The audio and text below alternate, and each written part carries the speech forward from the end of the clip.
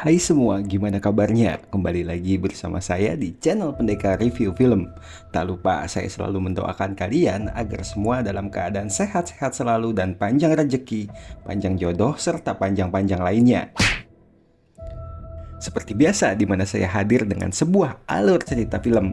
Dan pada kesempatan kali ini, saya akan membawakan sebuah alur cerita film yang berjudul Black String, film tahun 2018 yang menceritakan tentang seorang laki-laki lajang yang harus mengalami hal yang sangat mengenaskan akibat salah coblos dari seorang wanita aplikasi microt. So, daripada penasaran, mending kita langsung aja ke pembahasan filmnya. Film akan berfokus kepada seorang laki-laki bujang bernama Jonathan, atau biar lebih akrab kita panggil si John aja. Dimana John adalah seorang pria dewasa yang walaupun sudah berusia matang, John sampai saat ini masih saja belum menikah dan belum pernah merasakan bagaimana rasanya beradu mekanik dengan satu wanita pun.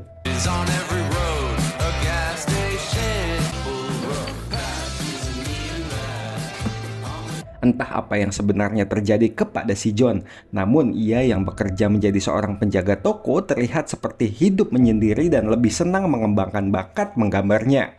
Sehingga di saat sang ibu menelpon pun, si John malah tak memperdulikan panggilan telepon dari ibunya itu.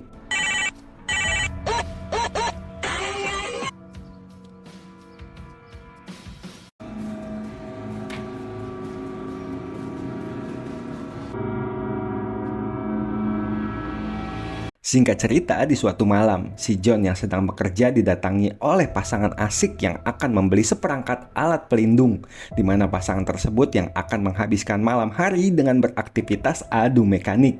Sehingga setelah si John melayani pasangan tersebut, sempat si John memperhatikan si wanita yang di situ si John terlihat seperti tergoda dengan si wanita tersebut.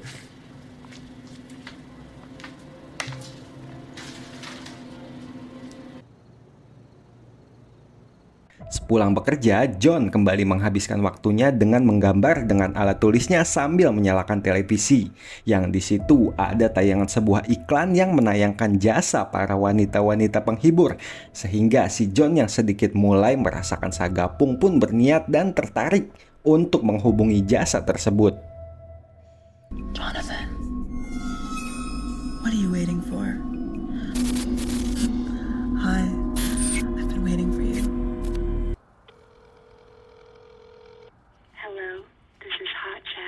Hingga di keesokan malam, si John pun langsung meminta izin pulang setelah berganti shift jaga toko dengan seorang kawannya yang kita sebut saja dia Eric. Dimana si John sempat mengatakan jika ia akan berkencan dengan wanita dari sebuah iklan di TV. Eric yang saat itu sempat mencegah si John supaya kawannya itu tidak terjebak dengan iklan dari stasiun TV.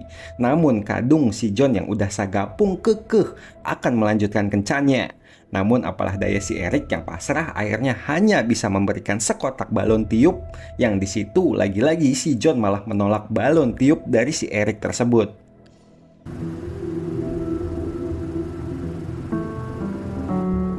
Singkat cerita, si John pun segera menjemput seorang wanita kencannya yang bernama Dena dan mengajaknya untuk makan malam sejenak. Kemudian setelah mengobrol-ngobrol sejenak, John pun mengajak Dena untuk segera pulang. Akan tetapi Dena kemudian menolak dan meminta si John untuk mengajaknya ke rumah si John itu. Setelah tiba di rumah si John, ia pun hanya menghabiskan waktu dengan melukis Dena saja. Sehingga Dena yang tahu jika si John ini adalah tipikal seorang pria yang katro dan memang belum pernah berkencan dengan wanita manapun. Sehingga di situ Dena pun memacu adrenalin si John dengan memintanya untuk melukis kembali dirinya tanpa sehelai benang. Dan sudah bisa kita tebak di mana akhirnya aktivitas mereka berdua diakhiri dengan adu mekanik. Front? What's the matter? Are you scared of me, Jonathan?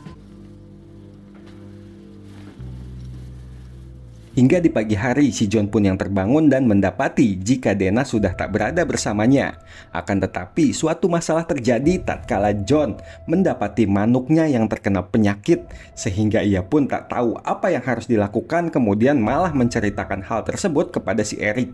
Yang di situ si Eric yang sekaligus manajer toko dari tempat si John bekerja akhirnya meminta si John untuk berhenti bekerja sampai si John benar-benar pulih total.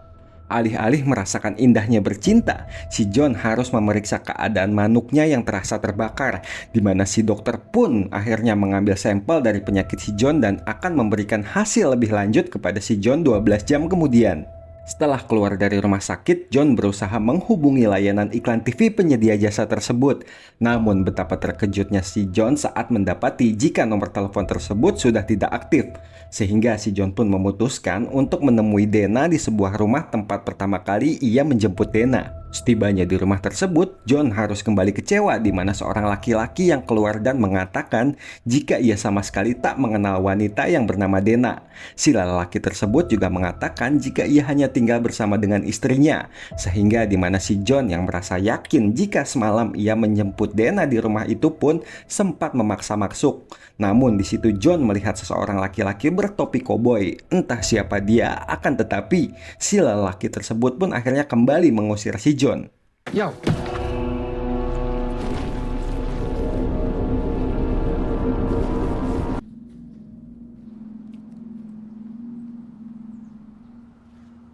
Singkat cerita, malam pun poek, di mana John yang tertidur saat itu tepat pukul 3:18. John pun bermimpi suatu hal yang aneh, di mana ia melihat seorang laki-laki bertopi koboi seperti si lelaki yang ia lihat di rumah tempat ia mencari Dana. Sehingga John pun terbangun dan mendapati ada sesuatu yang mengintip dirinya. Namun sayangnya saat si John memeriksanya, ia tak menemukan sesosok makhluk pun yang sempat mengintipnya tadi.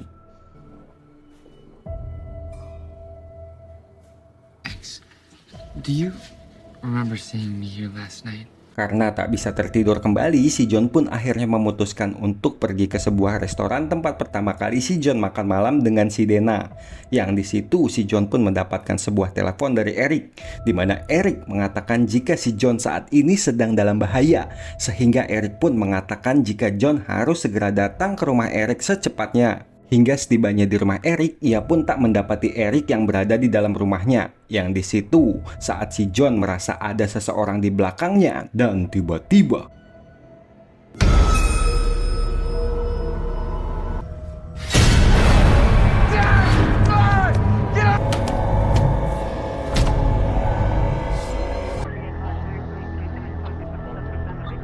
dan ya, di mana si John harus ditangkap polisi karena telah melakukan penyerangan terhadap Eric. Entah apa yang terjadi kepada si John. Namun saat si John di kantor polisi bersama orang tuanya dan Eric, Eric pun mengatakan jika ia tak menyangka jika si John sampai tega menyerang sahabatnya yang telah memberikan dia pekerjaan. Akan tetapi si John justru mengatakan jika dirinya lah yang diserang oleh sekelompok orang saat di dalam rumah Eric. Nah lo,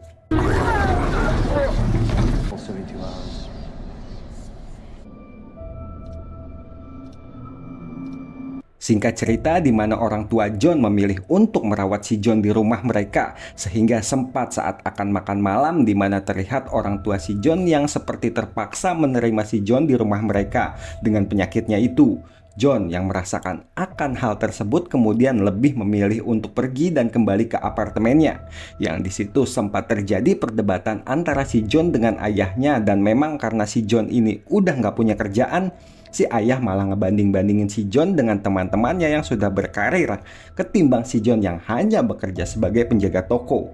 Saat tertidur di jam yang hampir sama, si John kembali bermimpi melihat seseorang topi koboinya. Dan di saat ia terbangun, John kembali melihat sesosok bayangan yang ia yakini jika itu adalah nyata. Sehingga si John pun berusaha untuk memeriksa dan berusaha menjelaskan kepada ayahnya. Namun orang tua si John yang semakin menganggap si John hanya sedang mengada-ngada dan memberikan sebuah obat penenang. Si John yang akhirnya berhasil melawan pun akhirnya memilih untuk pergi dari rumah orang tuanya itu. Sungguh malang nasib si John yang sekarang udah nggak punya kerjaan, kena penyakit aneh, sehingga si John yang menemukan sebuah rumah kosong pun akhirnya memilih untuk tinggal di sana sementara waktu. Di saat tak memiliki uang itulah si John bertemu dengan seorang lelaki yang pernah datang ke tokonya bersama pacarnya. Yang di situ si lelaki tersebut mengingat jika si John sempat memperhatikan pacar dari si lelaki tersebut. Sehingga si lelaki itu menghina si John dan sempat terjadi perkelahian sesaat. Namun rupanya si John pun akhirnya pergi dengan meledek si lelaki tersebut, yang dimana si John mengatakan jika ia telah menularkan penyakitnya itu kepada si lelaki tersebut. Setelah itu si John pun mendatangi sebuah toko klinik yang ia dapati dari sebuah iklan di selebaran kertas. Si John pun bertemu dengan penjaga toko tersebut dan mengatakan jika ia ingin bertemu dengan Melinda, si ahli klinik tersebut. Yang di situ sempat si John diberi sebuah benda yang dibungkus dan diminta untuk menemui Melinda tepat jam 6 sore nanti.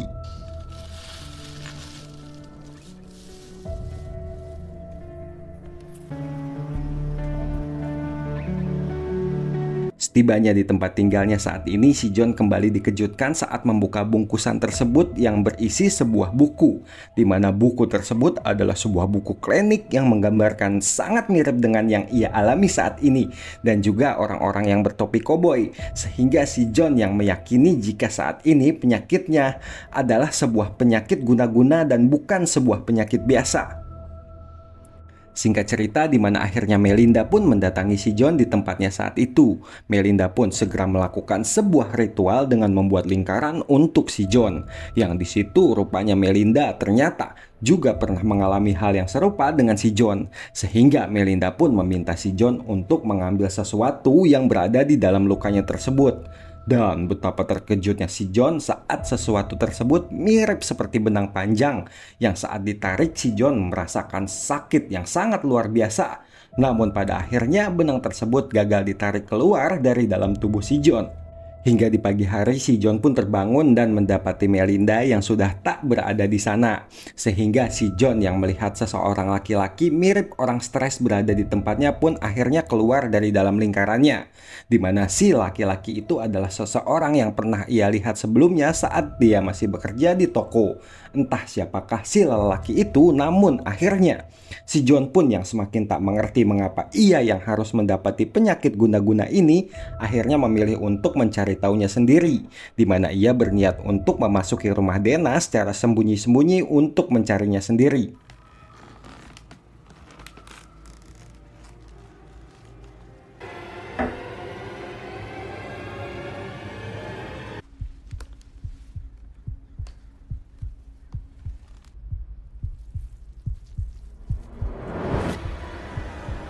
Dan ya, di mana John sangat terkejut karena mendapati Dana dengan tubuh yang sangat mengerikan. Dana pun meminta maaf kepada John yang sudah menularkan penyakit anehnya itu, di mana ternyata Dana adalah termasuk korban daripada penyihir-penyihir tersebut yang sudah memanfaatkan tubuh Dana. Sehingga saat si pemilik rumah kembali, John yang saat itu kebingungan dan akan hendak kabur malah berpapasan dengan si pemilik rumah. Namun saat itu si pemilik rumah mengatakan jika ia memang tak mengenal sosok Dana. Hingga akhirnya John yang yakin jika mereka adalah orang-orang penyihir ilmu hitam kemudian berencana akan melaporkan mereka ke polisi. Eric! Holy shit! What the hell are you doing here? Look, I know this doesn't look good, all right? And I'm this close to getting a big Wait, you think witches? coming for their harvest, all right? I pulled some of it out. Look, right here. Dig all of it out.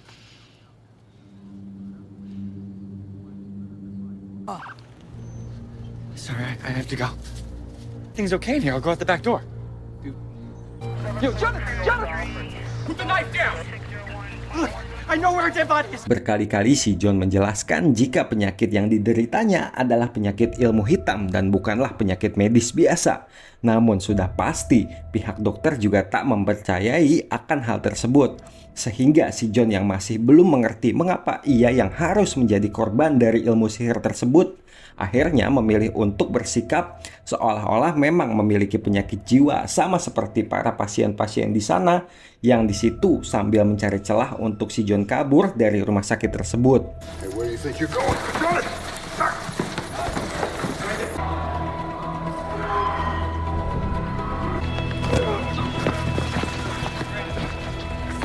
Singkat cerita, si John yang mendapati sebuah tali yang menjulur hingga membawanya ke sebuah ruangan di tempat John dirawat saat itu, di mana akhirnya si John bertemu dengan si lelaki bertopi koboi yang sempat ia lihat di rumah Dana saat itu.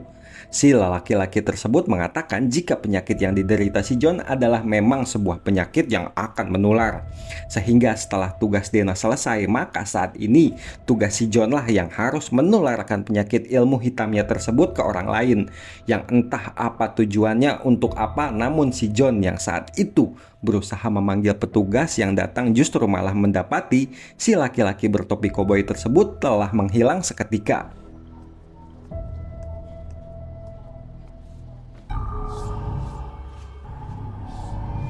Singkat cerita, malam pun poek, di mana lagi-lagi saat si John sedang tertidur, ia merasakan ada sesuatu yang sedang mendekatinya. Entah makhluk apakah itu, namun saat John menyadari jika makhluk tersebut adalah nyata dan tiba-tiba